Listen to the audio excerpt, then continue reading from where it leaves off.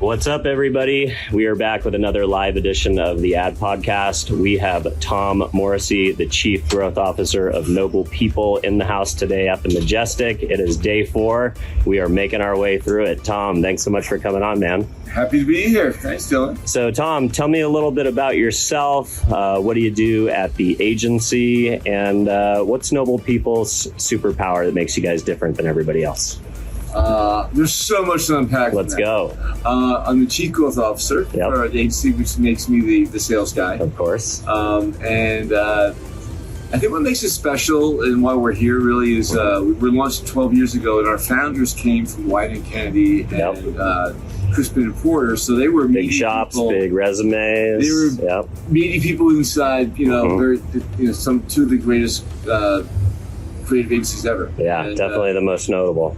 Yes. Yep. So our superpower initially, and still is creative media, and we believe that creativity can be a hack to growth. Yep.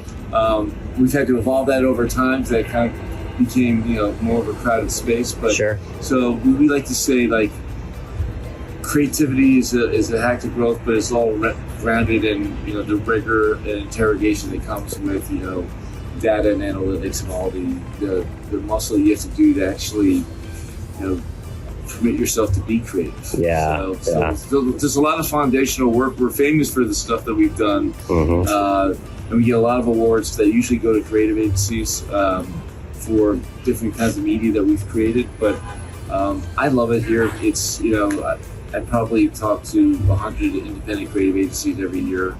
They're all friends of mine. Yeah. You're in the mix. And this is my favorite part of the job. Wow. I love seeing these people and rooting them on. Overland, I don't know if you saw, they picked up a silver yesterday.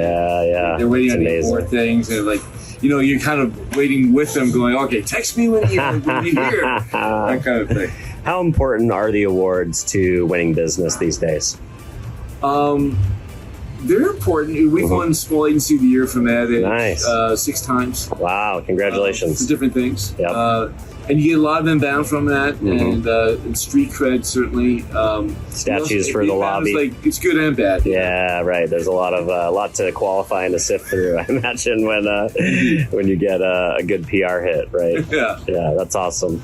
So obviously, this is a target-rich environment for biz dev guys. But anything else bring you to Cannes? Were you on a panel, doing any speaking, doing any talks? I did a really interesting closed door panel with Ad Age. Those are the funnest. It was great. It was all off the record. There's 15 people. We were talking about. Is that the circle ups they've been doing down there, like where they circle everybody up and you kind of have a little bit of a struggle session about what's going on in the industry.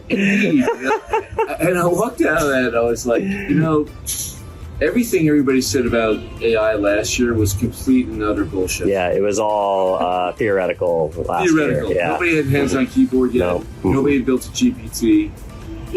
We're in it now. I've been thinking a lot about this. I mean, last year, if 2024 is the year of the assistant and the co-pilot, this is 2025, maybe beyond, will be the year of the agent. The agent, the agentic AI, as they like to call it. Yeah. Indeed. As a business development person, are you experimenting with agentic sales?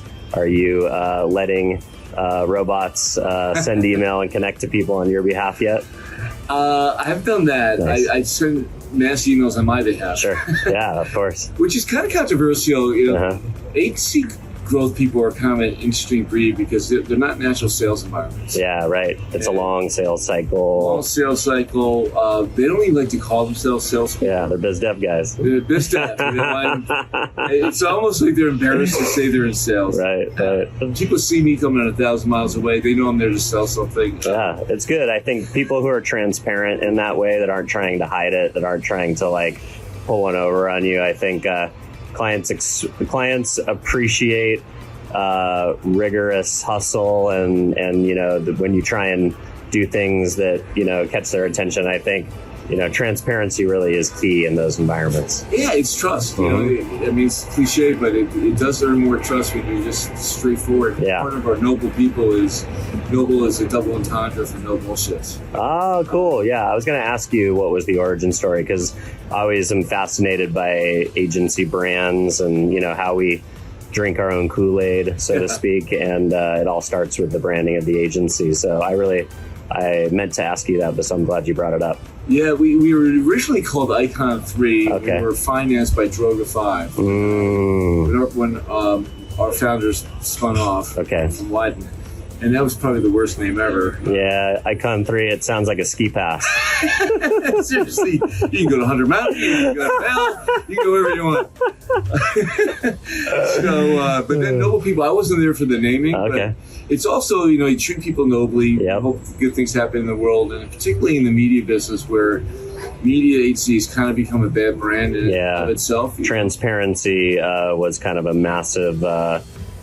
bit of there's some issues, some famous people who left holding companies to, and kind of, screaming about all the atrocities on the way out. I won't name names, but there's been a lot of whistleblowers, so to speak. So I mean, it's crazy. Right now with the principal buying thing, I mean, we're watching in real time with a spotlight on it, the next A&A scandal. It's happening right in front of our eyes. Not only is it happening, these people are bragging about it on their investor calls. That this whole merger with IPG and Omnicom, they're talking about this being a key source of revenue, and it's just so customer unfriendly. Their arbitrage, the arbitrage they're making is bigger than the actual agency fee in many instances, and they're talking about it out loud. So somebody's going to blow this up. I don't know how he's going to take a Mark Pritchard type, to throw the flag on this thing, but.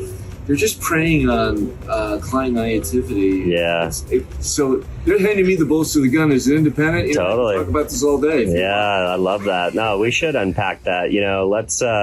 So principal buying, I guess my understanding is, they basically bring in the account. I mean, you heard the famous, Kara, I think, took General Motors with no fees for 2 years. To some degree, sometimes I see where the either the frustration or desperation to find profit centers emerge from some of the procurement hoops that the at least the publicly traded or the Fortune 5000 make brands jump through. I think when procurement took over, in some instances without the CMO being kind of lockstep with the procurement process, I think that created some of these models where it's like, hey, we're just going to put the business into review every couple of years just because we want a better deal, and we're just going to whittle these guys down to dust. Well, then you have the pop-ups of programmatic ad desks and influencer desks, and basically all of these desks that then, basically sell, Peter sells to Paul, and then that's where the money on the account gets made. So is that kind of or is there something that that I don't know about the principal buying story that's even more insidious? I think you nailed it. Okay. I mean, it's the insidiousness of it is the fact that it's so public. It's been happening for so long. Oh yeah. The fact that it's so public is new. Yeah. And then, this whole myth of buying power, I feel like that also preys on naive clients. Like the upfront ability to negotiate something because you negotiate across the holdco. Yeah, if there are 5 people saying that they have more buying power than the other guy, then at least 4 of them are lying. Good point. Good point. It's the market is the market. Sure. The upfront will go up a certain percentage, and nobody's getting a better deal for their client than anybody else. And for our clients who aren't spending $200 million, who are spending anywhere from 20 to 50 million, they're rounding errors in the holding company world, and they're not going to get the strategic attention, and they're certainly not going to benefit from the best cuts of the meat that comes out of the upfront. So we distinguish ourselves a little bit, and you talk about our superpower. We feel like, anybody can do channel strategy. When you're spending that kind of money, you can kind of tell your agency, go to the smart places, avoid the stupid places. For our clients, many of them are challengers. They got to be a lot more strategic. They're number 3 in the category. They're trying to get to number 2. They got to have their budget pumped above its weight class, and there's a lot more. There's comms strategy. Not even just comms. You start with investment strategy, then you get into comms, and then at the end you get into channel strategy. But you have to do the other stuff in the beginning. So now I'm not saying there's not a place for holding companies and the efficiencies of those accounts and the way they structure those, but it's just not our ballgame. Yeah, no, I love that.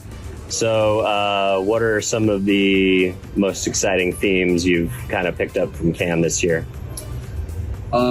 I would say it's a creator's world and we're just living in it. I like that. Yeah. I was having lunch next to somebody who apparently very, very famous. Yeah. It's weird to be around famous people, but you don't know who they are. Totally. Yeah. Especially when you have the internationalization element too. Like, Indeed. Somebody showed me some picture of some like soccer guy last night. I'm like, huh?